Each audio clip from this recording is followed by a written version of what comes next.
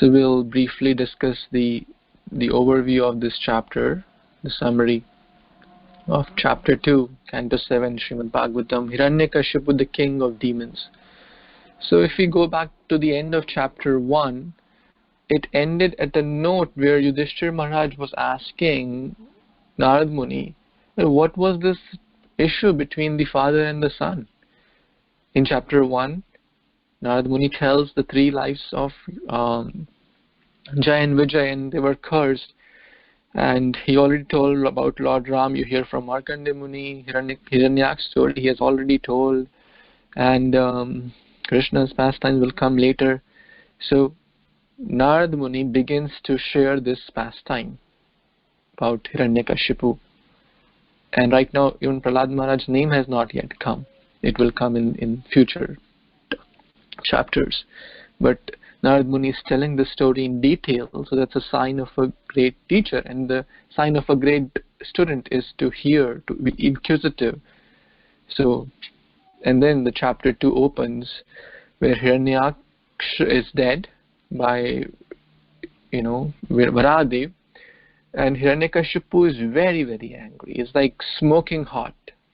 His description is very, very vivid in the first few verses. Full of anger, his eyes, his hair, his body, very, very graphic description that he cannot bear. How did Lord Vishnu or Varahadev kill my brother, Hiranyaksha? And then he gathers all his associates, the demon party, and calls everyone and gives them a speech of encouragement to destroy. And Vishnu has taken side of the demigods, and although he is equipoised, but he does take side sometimes. So let's destroy him. He is like a child who, sometimes you give a child some cookie or some candy, and the child will do what you want to do. So these demigods are doing like that. Prabhupada is writing that in the purport of the text 7, that the demigods, Hiraṇyakashipu is thinking that demigods have induced Krishna on their side by giving him a laddu, like children are induced by giving some candy or laddu. And then Prabhupada quotes the Patram Pushpam Phalam Toyam verse, that if someone offers, even Hiraṇyakashipu knows this. So yes, he is equipoised, he is impartial, but yes, he is Bhakta Vatsal also. So if someone approaches him with love and devotion, with laddus, with leaf, fruit, flower, water, etc., he does favor them. That is absolutely true, because he is Bhakta Vatsal, he is bound by his devotees. Then finally, after giving the speech, he orders them from text 10 onwards that go and destroy the Brahmanical culture, destroy the villages, destroy the Brahmanas, wherever the Vedic worship is happening, the Varnashrama system. So Hiranyakashipu knew very well, if all these things are destroyed, then it will cause havoc. And that is the foundation of a good culture, the good education, the Brahmanical culture. The Brahmanas are like the head, they give the direction, the devotees, Vaishnavas. Without direction, a society will not get to its right goal. Can we get to the right goal without a GPS? Certainly not. Without higher guidance, we cannot get to even from point A to B. What to speak of getting to the goal back home, back to Godhead. So Hiranyakashipu gives this order, and then there's a very nice verse, text 13, that the demons took their order upon their head, Shirasa. It's a good quality and a good lesson that how a disciple must take the order of the Guru upon his head. And then they circumambulate, they offer their obeisance, and then they continue to execute the order. Then they cause great havoc. They start setting the villages on fire, destroying the buildings and uprooting the trees, the sacred jackfruit, mango, etc. They start destroying everything and killing people, destroying cows and etc. And caused a big havoc. Then Hiranyakashipu comes back to scene. While this havoc was going on, he did the final rites of his brother Hiranyaksha, and from text 17 he comes back to scene to pacify his relatives. namely the mother Dithi, the wife of Hiranyaksha, and the children of Hiranyaksha, etc., they were grief-stricken. And a good quality mentioned in Hiraṇyakāśipu is Desha Kalagya. That means he was very expert in speaking and according to time, place, circumstances. That's a good quality, but it can be used for wrong cause. He used it, to, like we discuss the example of Hitler. He was already also expert. A lot of people are expert in motivating others or getting, like Hitler was expert in inspiring people for wrong thing. So this ability of speech is very, very powerful. But if one uses it for wrong purpose, it is like croaking of a frog, which will just bring the snake of death close to us. So one must use it for the right purpose, for Krishna consciousness. Then Hiraṇyakāśipu says, don't lament for this body. He had very expert knowledge about body and soul. Body is temporary, soul is eternal. Travelers come in a restaurant, they meet for some time, they greet for some time, and they exchange some words, and then that's it. We meet people in flight. Two straws come together in a whirlpool, never to meet again. Two sand particles come together, never to meet again. So don't be so attached to the temporary. Bhagavad Gita, Lord Krishna says this same thing to Arjuna. Yamaraj will speak the same thing to the wives of Suyagya. So the philosophy he spoke was absolutely correct. Very, very intelligent demon. That body and soul knowledge he gives to great detail. And then there's a very nice translation, in text number 26, that concocted material ideas is the cause of suffering and so-called happiness in this material world. Concocted material ideas, also known as manodharma. In the last chapter, Canto, we read that. Manodharma. This is concocted. Our mind has concocted. This thing will give me happiness. This is my enemy. This is my friend. This is bad. This is good. Without referring to the higher authorities. So this is all a concoction. Then, seeing that they still were, not very in a state, they were still lamenting, Hiraṇyakāśipu, who is very intelligent, tells them a story. So we discussed the importance of storytelling. Good teachers, good parents, good guru, everyone, they are good storytellers. Amulya Prabhu was sharing that. And story tells or makes a point forward in a very easy way, that the person doesn't feel that, oh, you're addressing me. And Narad Muni did the same thing to Prachini Bhari. He said, okay, I'll tell you a story. And then later, person realized, actually the story is about me. The character in the story is me. So then Hiraṇyakāśipu tells him the story, not a fairy tale story, itihasa.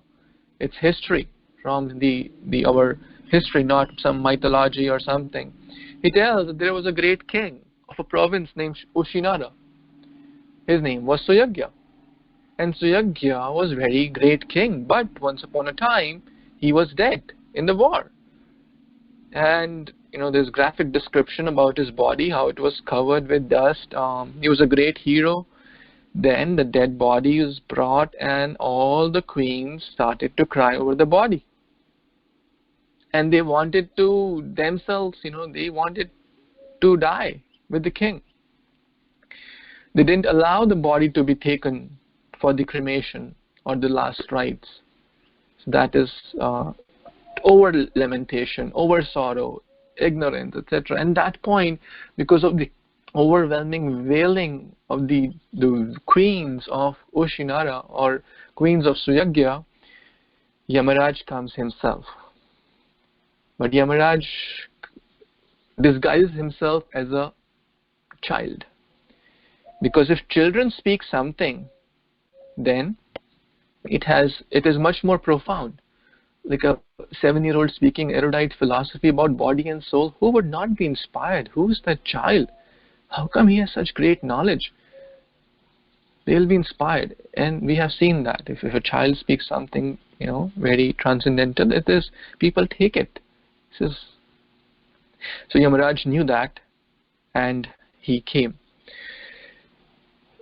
So Yamaraj starts to speak. Now the child is speaking. Yamaraj has disguised So we are going story within a story within a story. It goes up to 5 layers. Right now we are on the 4th layer of the story. Yamaraj and the queens of Suyagya. That you all are more experienced. I'm just a 7-year-old, 10-year-old boy. You are all more experienced. You have seen life more than me. Have you not seen other people dying, your relatives, etc.? Your grandfathers or great-grandfathers? You must have seen someone. Well, you are the queens. I'm just a parentless boy in the jungle. But God is protecting me. You are queens, you have wealth, you have other co-queens with you. What problem you got? But I'm a fatherless child, I'm a motherless child. But the Supreme Lord is protecting. And I like that point very much. On page number 92, it is mentioned in the translation of text number 38. I will read that as it is. We have a firm belief that the Supreme Personality of Godhead, who has given us protection even in the womb of the mother, will protect us everywhere. That's Yamaraj speaking. That the Supreme Lord is the one who gives real protection, not the so-called money, so-called doctors, etc. They will, and that will come actually later. And there's a very nice verse actually I want to share, that the Supreme Lord always gives protection. Mata Draupadi speaks. It's not in the Bhagavatam, but it's in the Mahabharata. Pratigya tava govinda name bhakta pranashyati iti samsmritya pranam sandharyami aham. O Govinda, your promise is that your devotee will never perish. By remembering this over and over again, I am able to retain my life heirs. Pratigya, this is your solemn vow. O Govinda, that Name Bhakta Pranashyati, Krishna says in Bhagavad Gita, my devotee will never perish. So Mata Draupadi is remembering this. Samsmritya. Remembering this vow again and again will lead to stronger belief that Krishna does not lie. And therefore, even if Krishna lies, Krishna is asking, oh Arjuna, you declare it. Kaunteya pratijanehi name bhakta pranashyati. Therefore, in that verse, why Kaunteya or why Arjuna is declaring it? Because Krishna, even if he breaks his vow, he will not let the vows of his devotee be being broken.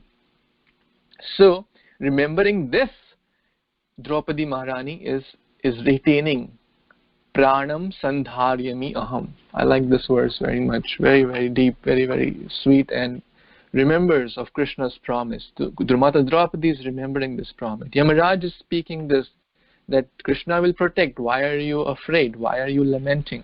So please don't lament. And no one should question his activities, Prabhupada, and we were discussing this yesterday. Because we see from our relative perspective. I'm going back to Vamsivilas Prabhu's question. I was meditating upon that yesterday.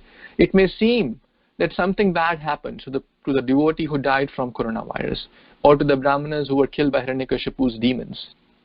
But we are seeing from this tiny perspective in this relatively small planet called Earth. Krishna's creation is infinite. Material creation is infinite. What to speak of spiritual creation, which is 3/4 of infinite, which is also infinite. So, a very mundane example is, let's say if your child gets a scholarship after 12th grade in MIT, full tuition funding, full residential, whatever stipend and all, everything, the best what could happen. Well, as a parent, you feel happy or sad? I'll take that answer as yes, you would feel happy. Majority of the population, 99.99% people will say, wow, that's great. Now, the child, that means that has to go and leave. Let's say in the Florida, the child has to go and be thousands of miles away. But the parent still feels happy. This is a very mundane example, not exactly the same situation. But the parents of the child feel happy. Although, yes, there is a pain also that they would not be able to, personally be with the child all the time. But they're happy that the child is getting something higher. Good education. This is a very material example, not a very spiritual. But so in the same way, we may think from our relative perspective, in this tiny earth planet, why did devotee pass away? Due to corona or due to heart attack or due to whatever problem. But from Krishna's plan, his creation is infinite. He has given that devotee a much higher service, a much better designation, a much better service. So as spiritual beings, if we trust Krishna's plan, then there should be no sorrow.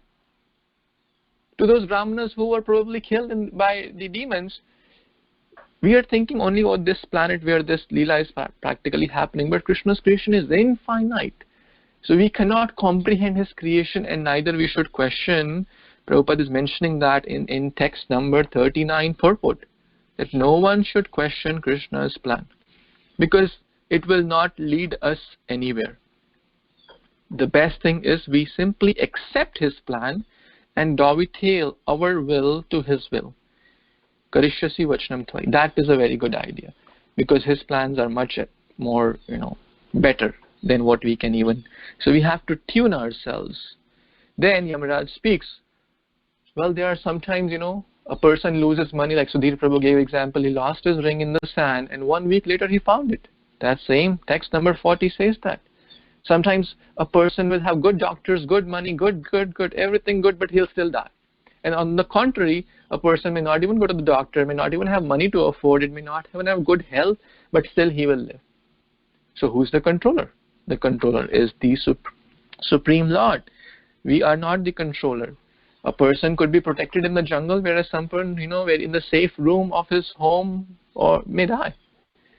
So Yamaraj again gives the philosophy of the body and the soul, that soul has nothing to do with the material creation, like fire has nothing to do with, it's outside, it's separate. So the soul is driving the body, and when the soul is gone, the body is just present. Text 44 says that the body of the so-called husband, you used to say, Suyagya, is still there. Why are you all crying? He can't reply to you because the essence is gone. The car without a driver cannot move. Similarly, the body without the soul is like dead matter. So, but not just the soul. Text 45 says there is a higher power, and that is the super soul. He is the real cause of all causes, sarva karana karanam. And we have a choice. Either we act demoniac and go to bad species of life, go to hellish planets, so that choice is there. The choice is always there. So, either we want to be in illusion, illusory happiness and distress, or we take to the higher, by hearing. Prabhupada mentions in text 48, hear, shrotavya, shravanam kirtanam, very, very important process. Bhakti begins with shravanam. By hearing, one can become self-realized. And that's what actually happened here.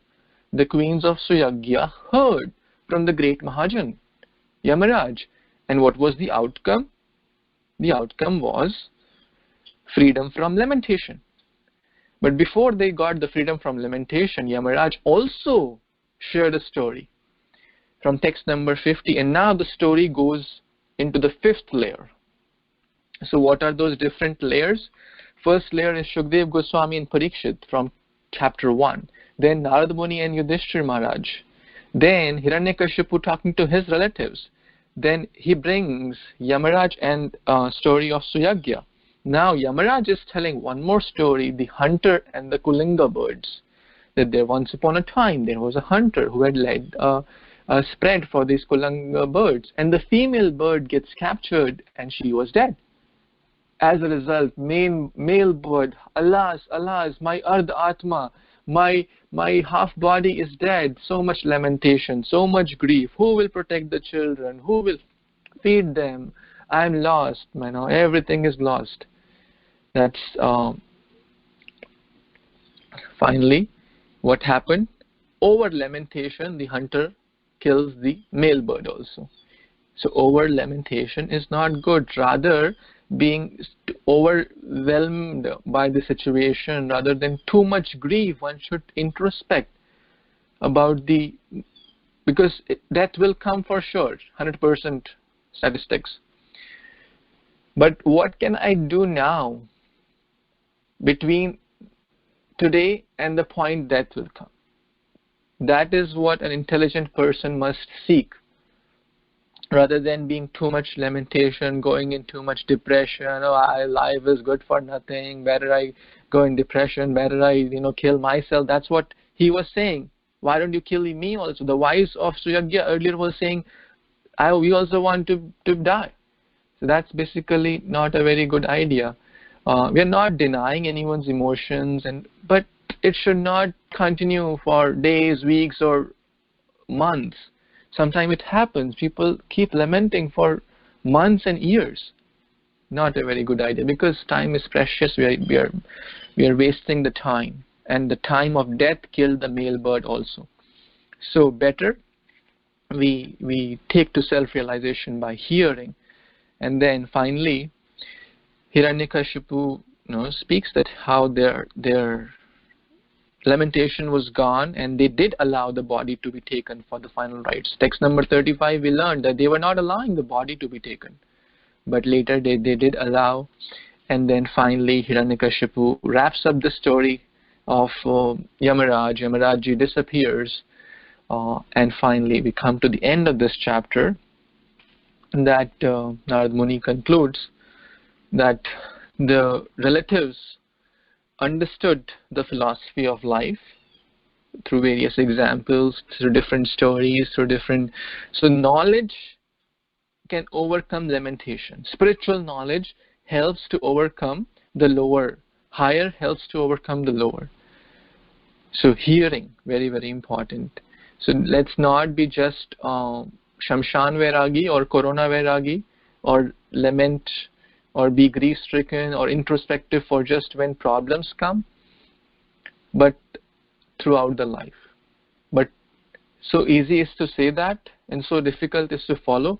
Therefore Krishna sends problems, so that we again are reminded, we again get a wake-up call. Like I was going through some of my pictures, and I realized, 6 years back I got into a very terrible accident. Basically I felt I got a new life. I could have been into very worse situations, but it was so hard for me even to recollect that. But 6 years back it was like, Krishna, thank you so much, Krishna, I'm so grateful, Krishna, this, I will take seriously everything. I have been wasting a lot of time, I'll take it very, but now I forgot that.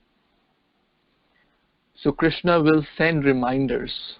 So that's actually not his bad plan, but it is his reminder to help us to understand the real importance of life, so that we don't forget him. So this is chapter 2 in brief.